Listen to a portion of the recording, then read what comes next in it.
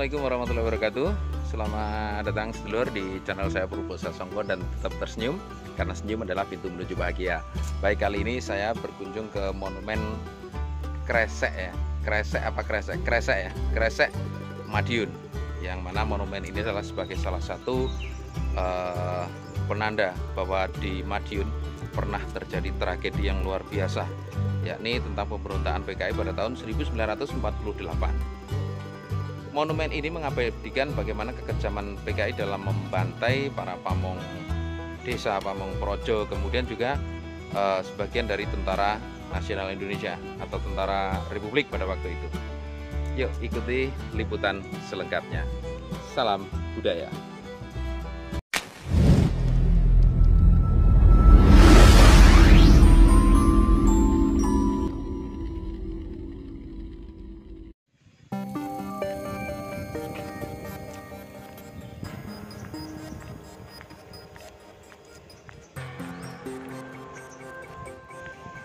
Monumen Kresek. Monumen Kresek berada di kaki Gunung Wilis, sebelah tenggara wilayah Madiun.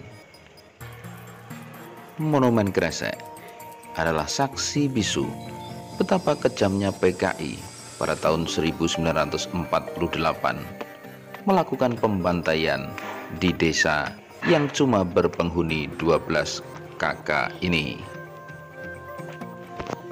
Dikisahkan pada tahun 1948 saat mendirikan Soviet Indonesia di Madiun, Muso Amir Saripudin bersama para barisan laskar PKI yang diserbu oleh pasukan dari divisi Siliwangi kocar kacir sehingga harus lari tunggang langgang terbirit-birit dari wilayah pusat Madiun.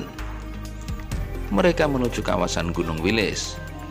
Akan tetapi karena medan yang sulit dilalui, para pasukan PKI di bawah pimpinan Muso dan Amir Saripudin tak bisa melanjutkan perjalanan. Mereka pun harus terhenti di sebuah desa kecil yang bernama Kresek ini. Di antara mereka banyak sekali para tawanan sekaligus para sandera yang memang dibawa oleh Muso dan kawan-kawan. Di antaranya ada Kolonel Marhadi, Kiai Husein, dan beberapa guru, pegawai pabrik gula, wartawan, maupun beberapa pamong yang lainnya. Adalah Sumora Jimin, warga Kresek Madiun, yang rumahnya kemudian dirampas oleh Muso dan kawan-kawan untuk dijadikan tempat tinggal sekaligus markas dari gerakan dan laskar PKI yang pada waktu itu tertahan dan berhenti di desa Kresek Madiun. Di rumah itu pula para tawanan, para sandera kemudian dibantai dengan sadis, tewas mengenaskan. Ini seolah-olah menjadi pelampiasan rasa kecewa Amir dan Muso atau Amir Saripudin dan Muso Munawar tentang kegagalannya dalam mengagitasi, menghasut, dan menanamkan pengaruh PKI di Madiun dan sekitarnya. Pada awalnya, atas bantuan tokoh lokal yakni Sumarsono dan Muntalib, Amir Muso berpandangan, berpikiran bahwa Madiun sudah dalam pengaruh mereka secara total. Akan tetapi siapa yang menduga ketika pemberontakan sudah meletus, ternyata mereka bisa dikalahkan.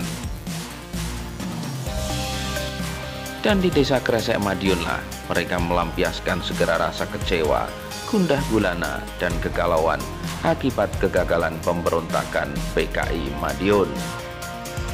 Monumen Kresek awal mulai dibangun pada tahun 1987, kemudian selesai dibangun pada tahun 1991, sekaligus diresmikan oleh Gubernur Jawa Timur pada waktu itu, yakni Sularso. Di tempat ini dibangun sebuah relief yang menggambarkan bahwa pada saat itu Indonesia sedang berhadapan dengan provokasi dari Belanda atau pasukan Belanda yang datang melakukan kekejaman dalam bentuk agresi. Akan tetapi di tengah perjuangan para pasukan Republik Indonesia menghadapi Belanda tersebut, terjadi pengkhianatan yang dilakukan oleh Amir Saripudin dan Musa Munawar dalam pemberontakan PKI Madiun 1948. Spot utama dari monumen Kresek ini adalah sebuah patung besar yang menggambarkan Musa yang sedang memegang pedang, kemudian mengayunkannya sekuat tenaga pada sesosok kiai yang terlihat sangat pasrah di hadapannya, duduk pada lututnya dengan tangan terikat di belakang. Sosok yang digambarkan patung kiai ini adalah Kiai Husein, seorang anggota DPRD Madiun pada waktu itu. Kiai Husein adalah salah satu korban kebengisan Musa Amir beserta para laskar PKI yang melakukan pembantaian di Kresek pada waktu itu.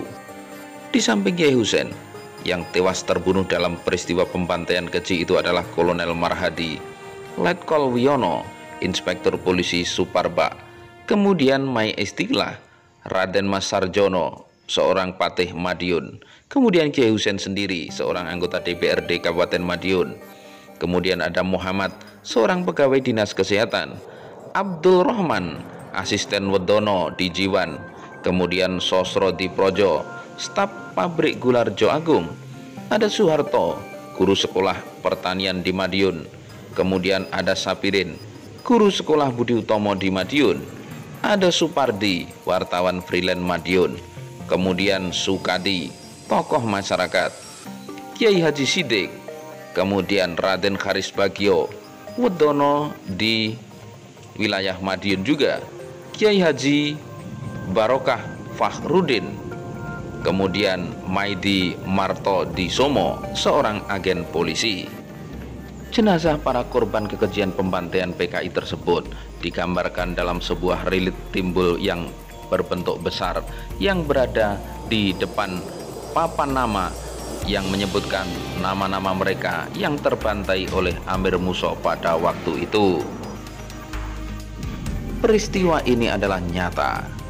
Ya, pembantaian oleh PKI di Kresek adalah sebuah kejadian nyata, bukan halusinasi, apalagi peristiwa yang dianggap sebagai sebuah provokasi. Ya, sekali lagi peristiwa ini adalah nyata sebagai buntut kekalahan PKI dalam melakukan pemberontakan dan mendirikan negara Soviet Indonesia di Madiun. Namun demikian, belakangan hari nampak ada upaya-upaya yang dilakukan oleh pihak-pihak tertentu yang menjadikan dan memutarbalikkan fakta bahwa PKI adalah korban. PKI adalah pihak yang dimanfaatkan.